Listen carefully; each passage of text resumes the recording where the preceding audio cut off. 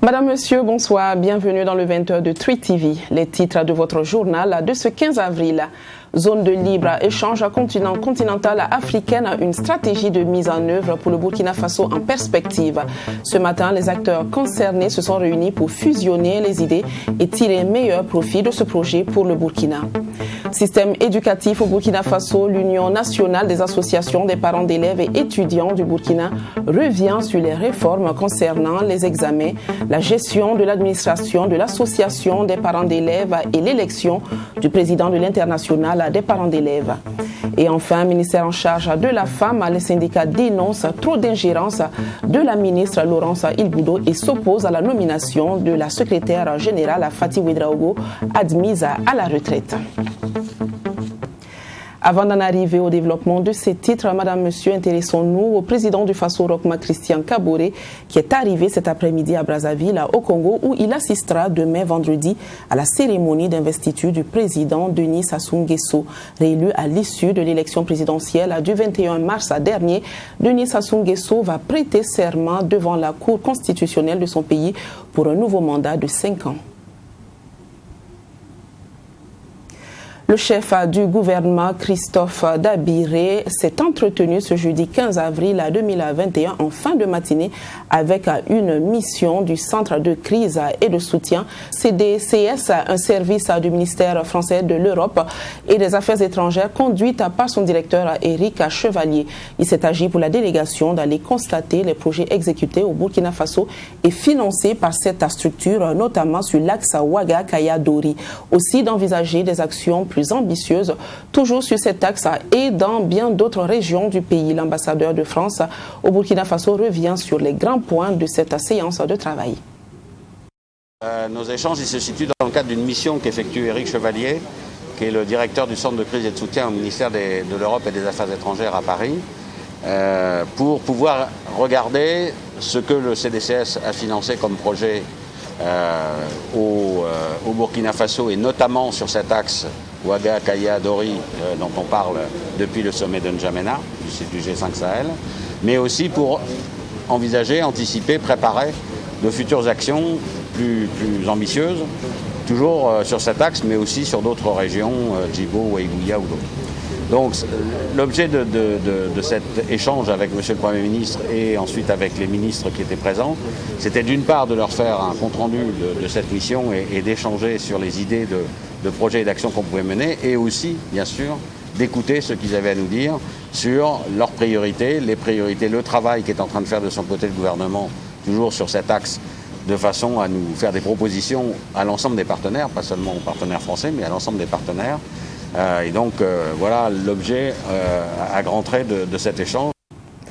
La zone de libre-échange continentale africaine au Burkina Faso, on en parle depuis quelque temps déjà. Mais comment la rendre le plus profitable possible au Burkina Faso? La question a été traitée pendant plus de 5 mois par différents acteurs du domaine de l'économie et de l'industrie. Ce 15 avril, ils se sont réunis pour valider les différentes propositions et sortir un écrit final de la stratégie à adopter au Burkina Faso. Nadine Zongo.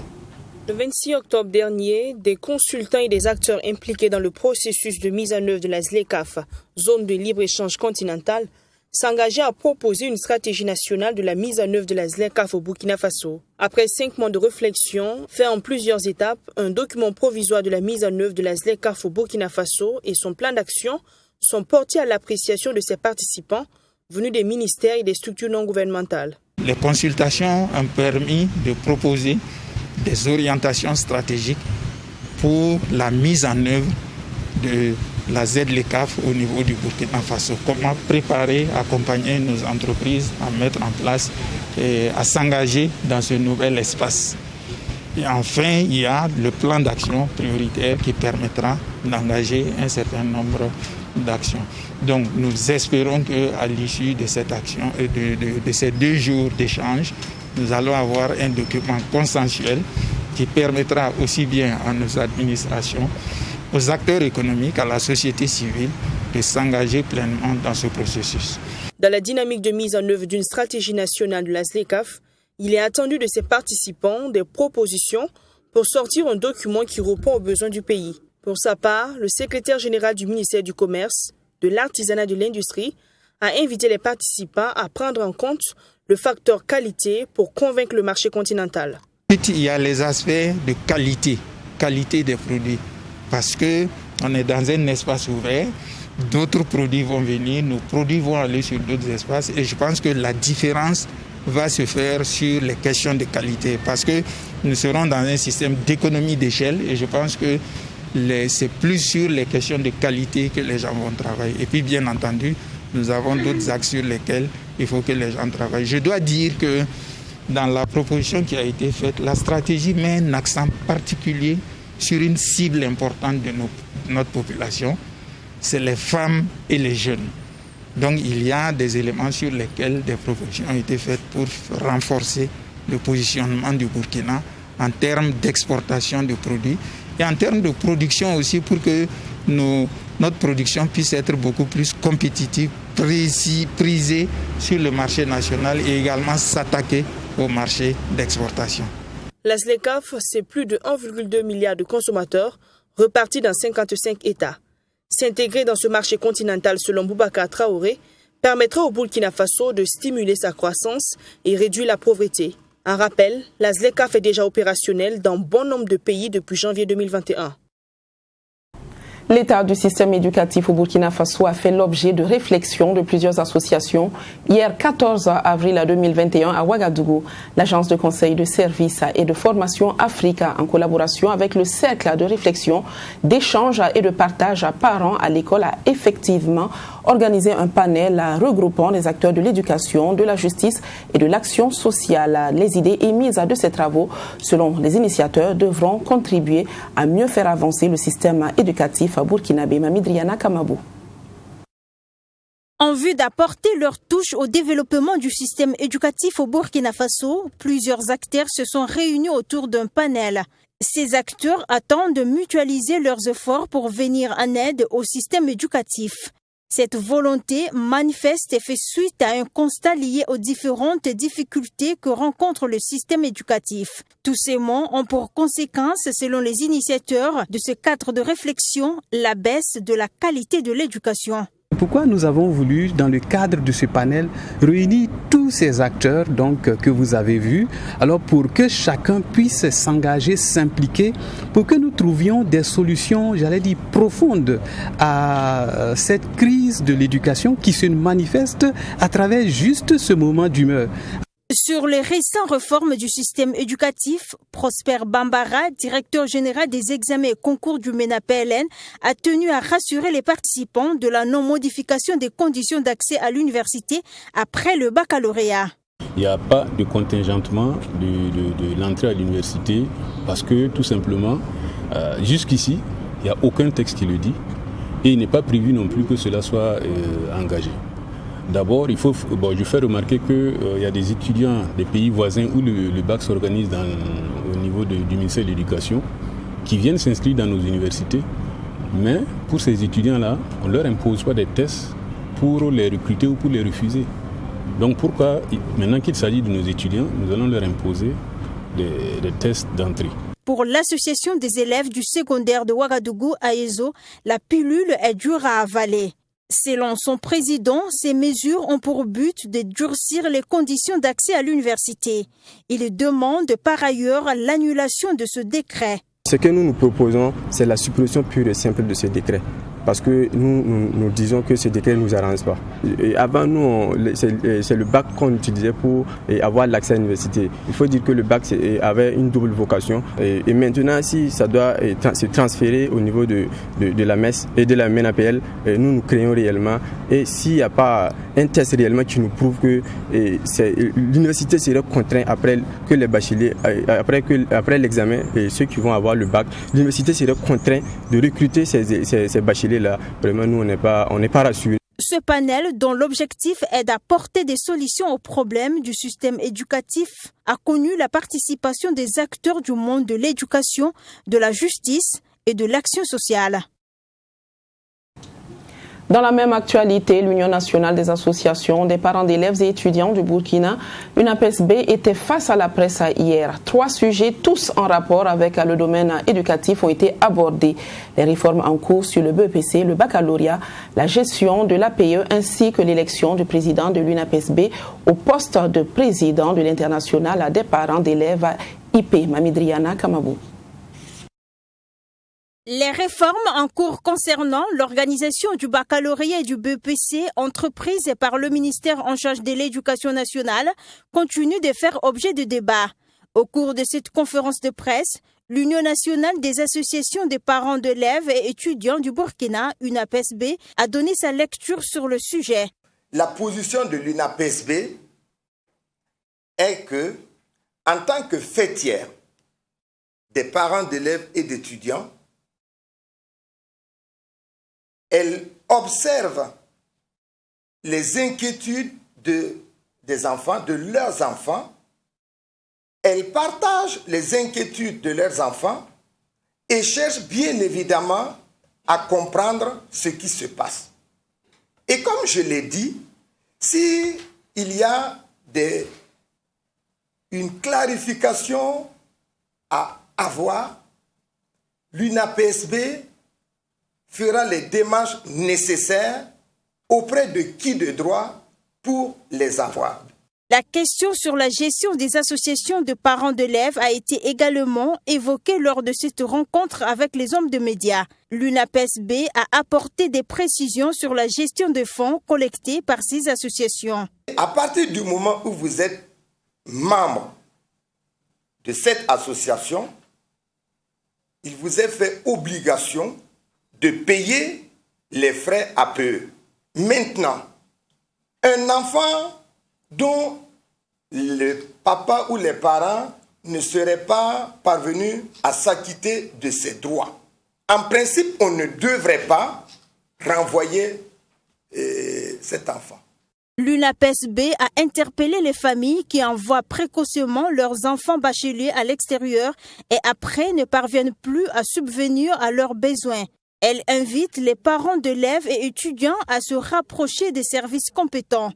Pour rappel, le président de l'Union nationale des associations des parents d'élèves et étudiants du Burkina a été nommé président de l'IPE, l'Internationale des parents d'élèves. Réussir ses études et sa vie, c'est l'intitulé du livre que Yeli Monique Kam vient de mettre sur le marché au profit de la jeunesse burkinabé. C'est un guide éducatif qui se veut une bible pour le succès dans les études et la vie professionnelle des jeunes. Découvrez les détails de la cérémonie de dédicace dans ce reportage de Fatimata Ninkiema. Elle était la seule femme à briguer la magistrature suprême lors des dernières élections présidentielles avec un programme basé sur l'éducation. Elle, c'est Yeli Monique Kam, présente ce 15 avril 2021 au sein d'un établissement de la ville de Ouagadougou pour la dédicace de son œuvre. Sortie candidate malheureuse des élections, elle a décidé de mettre ses idées au profit de l'éducation burkinabé à travers un livre intitulé « Réussir ses études et sa vie ». Donc ce livre vient matérialiser notre combat qui est le développement par l'éducation.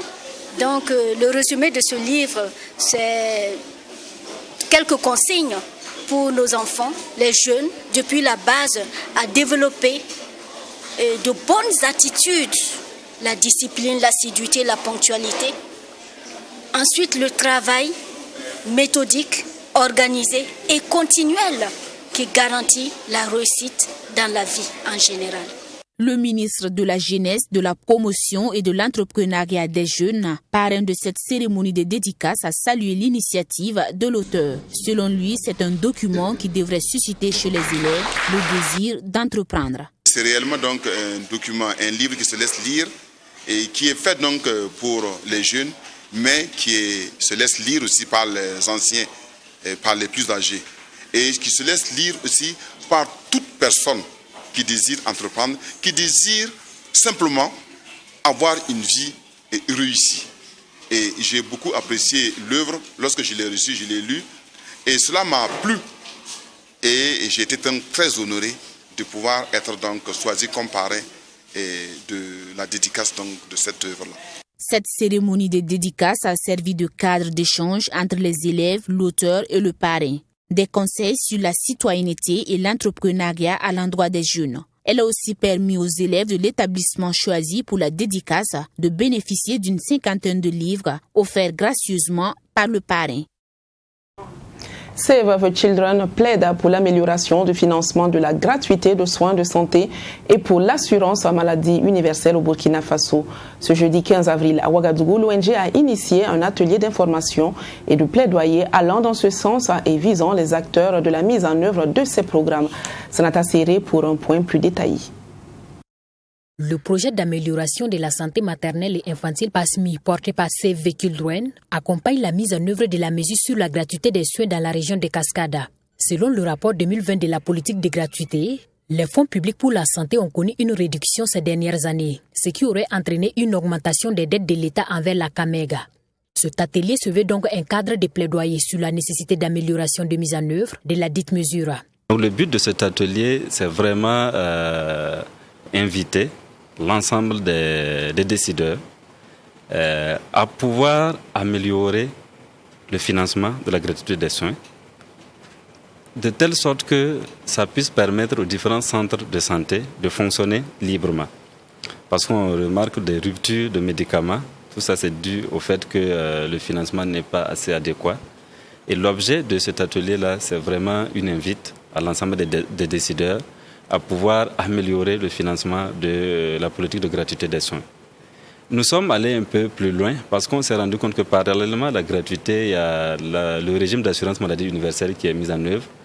Et la réflexion, c'est de pouvoir intégrer à long terme la politique de gratuité des soins dans la loi portant régime d'assurance maladie universelle. C'était le lieu également de sensibiliser et informer les acteurs de mise en œuvre de la mesure sur la gratuité afin qu'ils puissent mieux défendre la mise à disposition d'un fonds suffisant en faveur du programme. De façon concrète, c'est que chacun puisse être d'abord sensibilisé par rapport à la nécessité, de telle sorte que s'il y a débat autour de la gratuité des soins, il y a décision à prendre, qu'on puisse avoir l'information exacte. Par exemple, un parlementaire qui participe à cet atelier saura que quand on va demander de rectifier le budget national pour pouvoir renforcer certaines lignes, la ligne santé deviendra une priorité et ce parlementaire-là pourra défendre ça facilement. Donc déjà, c'est vraiment cela qui est visé. Donc nous n'avons pas le pouvoir d'action pour agir directement sur le terrain, mais nous nous adressons à des gens qui ont ce pouvoir-là et nous pensons qu'ils peuvent profiter des opportunités pour pouvoir faire avancer l'agenda de la gratuité des soins au Burkina Faso. Il faut rappeler que ce sont environ 70 millions de prestations qui ont été offertes gratuitement en 5 années de mise en œuvre de la mesure sur la gratuité des soins des femmes enceintes et des enfants de moins de 5 ans au Burkina Faso. Ce pour un coût de 120 milliards de francs CFA supporté par l'État burkinabé.